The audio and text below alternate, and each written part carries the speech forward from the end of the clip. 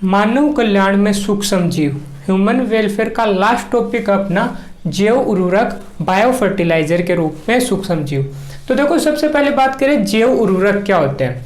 तो देखो उर्वरक क्या होती है, खाद जो कि मिट्टी की पोषक गुणवत्ता बढ़ाती है, वो उर्वरक होते हैं। जैव का मतलब जीव, ऐसे सूक्ष्म जीव जो मिट्टी की उर्वरकता बढ़ा दे, जैव उर्वरक है। तो इतना क्लियर है। जैव उर्वरक क्या होते हैं, वे सूक्ष्म जीव जो मृदा की पोषक गुणवत्ता बढ़ा देते हैं, जैव उर्वरक कहलाते हैं। तो पहला क्वेश्चन तो जैव उर्वरक से ही बन सकता है इसमें। उसके बाद देखो जैव उर्वरक के रूप में प्रयुक्त सूक्ष्म जीव की कौन कौन से सूक्ष्म जीव है जो बायो फर्टिलाइजर जैव उर्वरक के रूप में काम में लिए जा सकते हैं। तो इसमें हम लोग बैक्टीरिया, नीलहरित शैवाल और कवक को पढ़ने वाले हैं। सबसे पहला है अपना बैक्टीरिया। देखो बैक्टीरिया जो है वो बायो फर्टिलाइजर के रूप में दो तरह से काम में आता है, एक सहजीवी रूप से और एक मुक्त जीवी या स्वतंत्र जीवी रूप से। देखो सहजीवी रूप में क्या होता है कि दो सहभागी साथ साथ रहते हैं जिसमें दोनों को लाभ होता है, जैसे कि एजोबैक्टर और एजोस्पाइरिलम जो कि नाइट्रोजन फिक्सेशन करते हैं स्वतंत्र रूप से मिट्टी में। उसके बाद देखो ब्लू ग्रीन एल्गी भी नाइट्रोजन फिक्सेशन करती है और मिट्टी की गुणवत्ता बढ़ाती है, जैसे कि नोस्टोक एनाबिना ओसिलेटोरिया, ये ब्लू ग्रीन एल्गी के एग्जाम्पल है। और लास्ट जो अपना रहेगा फंगस या कवक। तो देखो कवक जो है वो भी उच्च पादपों की जड़ों में सहजीवी रूप में पाए जाते हैं, जैसे कि पाइनस जो एक जिम्नोस्पर्म है, उनकी जड़ों में ये सहजीवी रूप में पाया जाता है। और ध्यान रखना कवक जो है वो उच्च पादपों के साथ जो है सहजीवी रूप से पाया जाता है, इसे हम लोग कहते हैं माइकोराइजा कवक मूल, ठीक है। और ध्यान रखना सामान्यतः जो माइकोराइजा है वो ग्लोमस वंश के अंतर्गत आती है। इसके बाद हम लोग देखेंगे कि माइकोराइजा जो कवक और उच्च पादपों का सहजीवी संबंध है, जिसमें दोनों को लाभ होता है, कवक को भी और प्लांट को भी। और इनके द्वारा जो माइकोराइजा बनता है, इस माइकोराइजा के लाभ क्या है। तो इसमें सबसे पहला लाभ है कि ये जो माइकोराइजा में जो कवक या फंगस है वो मिट्टी से फॉस्फोरस का अवशोषण करते हैं और प्लांट को उपलब्ध करवाते हैं। तो सबसे पहला इंपॉर्टेंट पॉइंट माइकोराइजा का कि मिट्टी से फॉस्फोरस को अवशोषण कर पौधों को प्रोवाइड कराना। दूसरा, ये जो है वो प्लांट को सूखे के प्रति प्रतिरोधक बनाता है, लवणता के प्रति संवेदनशील बनाता है। तो इतनी बातें हम लोगों को इसमें करनी है। तो जैव उर्वरक क्लियर है, वे सूक्ष्म जीव जो मिट्टी की पोषक गुणवत्ता बढ़ा देते हैं, जैव उर्वरक है। फिर जैव उर्वरक के रूप में प्रयुक्त सूक्ष्म जीव, पहला है बैक्टीरिया या जीवाणु, जो कि दो तरह से जैव उर्वरक के रूप में काम में आते हैं। एक है सहजीवी, दूसरा है असहजीवी या मुक्त जीवी, या इसे हम लोग स्वतंत्र जीवी भी कहते हैं। सहजीवी क्या होता है, ऐसा दो जीवों का ऐसा संबंध जिसमें दोनों को एक दूसरे की जरूरत है, दोनों को लाभ होता है एक दूसरे से, वो होता है सहजीवी संबंध। देखो इसका एग्जाम्पल है राइजोबियम बैक्टीरिया जो वो लेग्यूम पादपों की जड़ों में नाइट्रोजन फिक्सेशन करता है और बदले में जो प्लांट है वो इसे खाने के लिए भोजन दे देता है। राइजोबियम क्या करता है, नाइट्रोजन स्थिरीकरण कर प्लांट को देता है, प्लांट बदले में इसको भोजन देता है। तो राइजोबियम बैक्टीरिया को भी लाभ और प्लांट को भी लाभ, दोनों को आपस में लाभ हो रहा है, तो वो होता है सहजीवी संबंध। उसके बाद असहजीवी या मुक्त जीवी या स्वतंत्र जीवी में क्या होता है कि बैक्टीरिया जो है वो फ्री पाए जाते हैं मिट्टी में, मृदा में, और नाइट्रोजन फिक्सेशन करते हैं, जैसे कि एजोबैक्टर और एजोस्पाइरिलम। और नाइट्रोजन फिक्सेशन करते हैं तो मिट्टी की गुणवत्ता बढ़ती है, यानी ये भी जैव उर्वरक बायो फर्टिलाइजर के रूप में उपयोग किए जाते हैं। उसके बाद है दूसरा पॉइंट अपना BGA, ब्लू ग्रीन एल्गी, नील हरित शैवाल।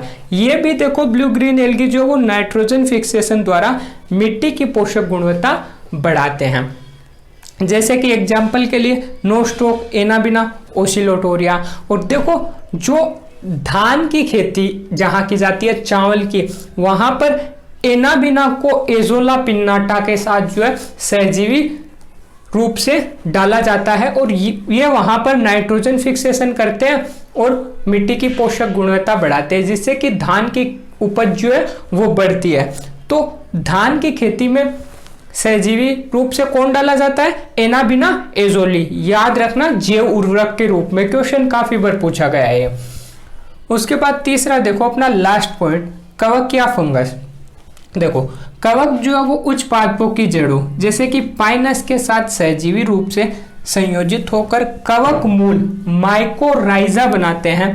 और ध्यान रखना सामान्यतः माइकोराइजा जो है वो ग्लोमस वंश के कवक बनाते हैं। सामान्यतः माइकोराइजा कौन बनाते हैं? ग्लोमस वंश के कवक। उसके बाद लास्ट पॉइंट देखो माइकोराइजा के लाभ। तो सबसे पहला है फॉस्फेट का अवशोषण करते हैं, जिससे कि फॉस्फोरस प्लांट को मिलेगी। दूसरा है प्लांट को लवणता के प्रति अधिक संवेदनशील बनाते हैं। और तीसरा है सूखे के लिए अधिक प्रतिरोधक बना देते हैं प्लांट को। तो इतनी बातें क्लियर है। और यहाँ पर ये अपना बायो फर्टिलाइजर या जैव उर्वरक कंप्लीट हो चुका है। अब हम लोग प्रीवियस ईयर क्वेश्चन देख लेते हैं और उसके बाद अपना ये वीडियो भी कंप्लीट और साथ ही साथ मानव कल्याण में सूक्ष्म जीव ह्यूमन वेलफेयर भी अपना पूरा कंप्लीट हो जाएगा। अब बायो फर्टिलाइजर या जैव उर्वरक में पहला क्वेश्चन अपना देखो, निम्न में से कौन सा युग्म जैव उर्वरक का है? तो पहला देखो एजोला और बीजीए। क्या एजोला बीजीए के साथ जैव उर्वरक के रूप में यूज किया जाता है? तो देखो एजोला पिन्नाटा एनाबिना के साथ सहजीवी संबंध के रूप में धान के खेतों में जैव उर्वरक के रूप में यूज किया जाता है। और जो एनाबिना है वो एक ब्लू ग्रीन एल्गी है, नील हरित शैवाल है, बीजीए है। तो अपना इसका मतलब पहला ही बिल्कुल करेक्ट है कि एजोला बीजीए के साथ जैव उर्वरक है। तो पहला अपना करेक्ट है। इसके अलावा दूसरा देखो नो स्टॉक और लेग्यूम कोई संबंध ही नहीं है। लेग्यूम प्लांट जो है वो राइजोबियम बैक्टीरिया के साथ सहजीवी संबंध के रूप में पाए जाते हैं और जैव उर्वरक बायो फर्टिलाइजर के रूप में काम में आते हैं। तो बी अपना नहीं हो सकता। सी देख लो राइजोबियम घास के साथ नहीं, लेग्यूम प्लांट के साथ आते हैं काम। इसके अलावा जो है राइजोबियम लेग्यूम प्लांट के साथ, अगर नॉन लेग्यूम प्लांट के साथ सहजीवी संबंध की बात करें हम लोग तो वहां पर फ्रेनकिया जो है वो नॉन लेग्यूम प्लांट जैसे कि एलनेस के साथ सहजीवी संबंध के रूप में काम में आता है। डी साल्मोनेला हो ही नहीं सकता। उसके बाद सेकेंड क्वेश्चन देखो अपना, धान के खेतों में एजोला के साथ सहचर्य बनाता हुआ एक नाइट्रोजन यौगिकरण बैक्टीरिया कौन सा है? अभी पहले क्वेश्चन में हम लोगों ने बात की है धान के खेतों में एनाबिना एजोली सहजीवी संबंध। तो एजोला के साथ कौन आएगा? एनाबिना। कौन सा? बी अपना करेक्ट होगा। ठीक है। उसके बाद देखो अगला क्वेश्चन नेक्स्ट, धान के खेतों में एक सामान्य नाइट्रोजन फिक्सर कौन सा है? 2010 में फिर से एजोस्पाइरिलम, ओसिलेटोरिया, फ्रेनकिया और राइजोबियम। ये क्या हुआ? धान के खेत और एनाबिना एजोला ऑप्शन में ही नहीं है। तो अब इसका आंसर कौन सा होगा? तो देखो पहला है राइजोबियम का। क्या राइजोबियम धान के खेतों में उपयोग किया जा सकता है? हाँ या ना? तो मैं कह सकता हूँ नहीं किया जा सकता। क्यों? क्योंकि राइजोबियम जो वो लेग्यूम प्लांट में यूज किया जाता है और धान जो वो लेग्यूम प्लांट नहीं है, तो डी तो नहीं हो सकता। फ्रेनकिया की अभी हम लोगों ने बात की, नॉन लेग्यूम प्लांट जैसे कि एलनेस में फ्रेनकिया सहजीवी संबंध सहजीवी रूप से पाया जाता है। धान के खेतों में फ्रेनकिया भी नहीं हो सकता है, तो सी भी कट हो गया। फिर है ओसिलेटोरिया। ओसिलेटोरिया तो हम लोगों ने देखा नहीं था धान में, हम लोगों ने देखा था एनाबिना एजोला के साथ, तो ये भी नहीं होगा। इसके बाद जो है एजोस्पाइरलम। एजोस्पाइरलम जो वो हम लोगों ने पढ़ा था कहाँ? बैक्टीरिया में, असहजीवी या मुक्त जीवी के रूप में, और नाइट्रोजन फिक्सेशन करते हैं। क्या करते हैं? Nitrogen fixation. और नाइट्रोजन फिक्सेशन करेंगे तो मृदा की उर्वरकता बढ़ेगी। तो धान के खेतों में नाइट्रोजन स्थिरीकारी के रूप में हम लोग एजोस्पाइरलम या एजोबैक्टर का उपयोग कर सकते हैं। तो ए अपना करेक्ट होगा। क्लियर है? नेक्स्ट क्वेश्चन देखो, क्वेश्चन नंबर 4, सोयाबीन फसल को उगाने के लिए किस एक जीव का जैव उर्वरक के रूप में इस्तेमाल किया जा सकता है? Azotobacter, Azospirillum, rhizobium, Nostoc. ये क्या? ये चारों ही नाइट्रोजन फिक्सेशन करते हैं और मृदा की उर्वरकता को बढ़ाते हैं। लेकिन क्वेश्चन देखो, सोयाबीन की फसल बोला है और सोयाबीन का मतलब लेग्यूम प्लांट। लेग्यूम प्लांट मतलब जैव उर्वरक के रूप में कौन आएगा? सहजीवी संबंध में राइजोबियम। क्लियर है? और इसी के साथ आज का अपना ये वीडियो और ये चैप्टर मानव कल्याण में सूक्ष्म जीव कंप्लीट हुआ।